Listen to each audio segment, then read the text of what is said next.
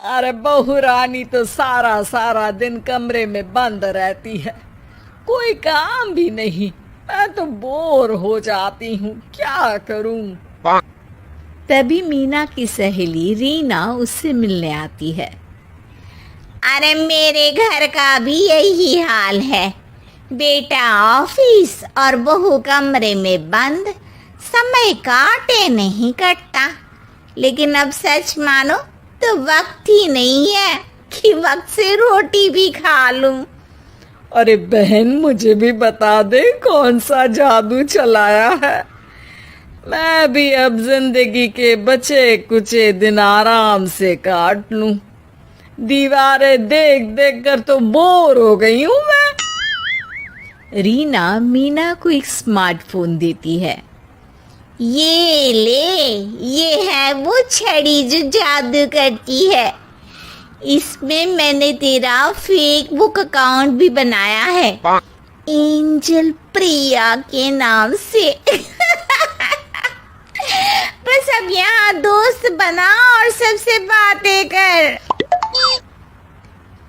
सास को पहले तो उतना समझ नहीं आता है, लेकिन धीरे धीरे वो उसकी आदत डाल लेती है।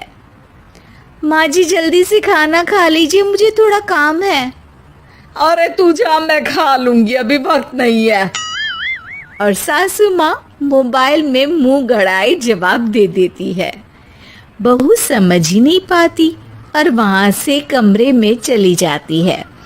अचानक सास को किसी प्यारी पिंकी की फ्रेंड रिक्वेस्ट आती है।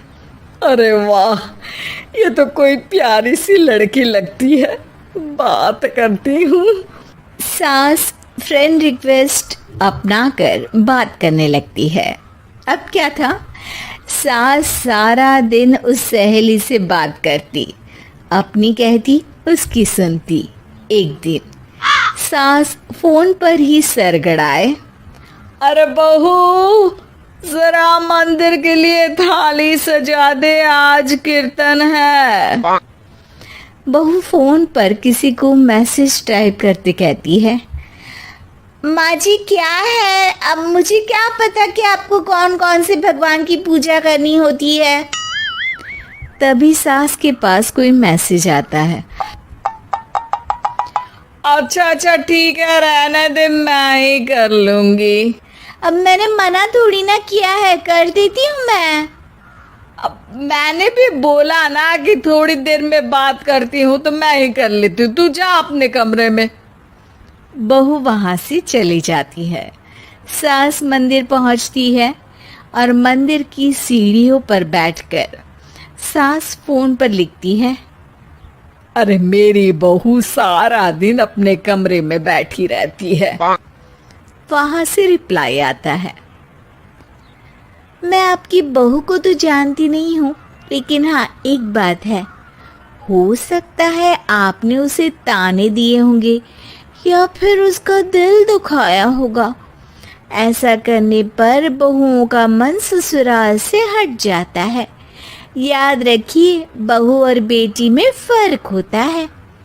सास घर जाती है और बहू से बड़े ही प्यार से बात करती है, उसके लिए खाना बनाती है, उसे गिफ्ट में साड़ी भी देती है। जिसके बाद अगले दिन, माँ जी चलिए, आज मैं भी आपके साथ मंदिर चलती हूँ, आते वक्त भोले भैया के गोलगप्पे खा कर आएंगे। अरे हाँ बहू, ये तो अच्छा है, चलो। सास मन में सोचती है कि उसकी फेसबुक वाली दोस्त कितनी अच्छी है। उसके समझाने से उसे उसकी बहू वापस मिल गई। वो बहू को अपनी दोस्त के बारे में बताने का सोचती है, लेकिन फिर चुप हो जाती है। बहू फोन पर टाइप करती है। मेरी सास मुझे नौकरानी समझती है, एक गिलास पानी तक खुद नहीं लेती। मन तो करता है कि बोल दूं, मैं बहू हूं, कोई नौकरानी नहीं। वहां से रिप्लाई आता है। देखो, तुम्हारी सास को तो मैं भी नहीं जानती, लेकिन वो बुजुर्ग होंगी। पूरा जीवन उन्होंने घर गृहस्थी चूल्हा चौका में निकाल दिया। और फिर तुम ये भी मत भूलो कि जिस पति पर तुमको इतना गर्व है उसे भी शिक्षा उन्होंने ही दी है। तो जिसने तुम्हें इतना दिया, क्या तुम उनकी थोड़ी सी सेवा नहीं कर सकती? बहू भी अगले दिन से सास का सारा काम करती, उनके पैर दबाती, उनका ख्याल रखती, उनके साथ घूमने जाती। एक दिन सास, बहू ये लो मेरा हीरे का हार। पहले तो सोचा था कि अपनी बेटी को दूंगी, लेकिन आज जब मेरे हाथ पैर में दर्द था तो तुम मेरा साथ दे रही थी। समय पर खाना पानी देकर तुमने ही मेरा बुढ़ापे में साथ दिया। उसके हिस्से का बहुत कुछ मैं उसे दे चुकी हूँ, लेकिन ये अब तेरा। बहू तो ये देखकर खुशी से उछल ही जाती है। वो सास को गले लगाकर कहती है, माँ जी आप सच में बहुत अच्छी है। भला हो उस एंजल प्रिया का जिसने मुझे आपसे वापस मिलवा दिया, वरना मैं तो हमेशा आपको गलत ही समझती। मैं तो सोचती थी काश वो एंजल प्रिया मेरी सास होती। क्या नाम लिया बहू? एंजल प्रिया तेरी फेक बुक फ्रेंड है? हाँ माँ जी, वो बहुत अच्छी है। उन्होंने ही मुझे बताया कि सास की कीमत क्या होती है। अरे बहू, कहीं तू प्यारी पिंकी तो नहीं? जी माँ जी, मैं ही हूँ प्यारी पिंकी। क्यों?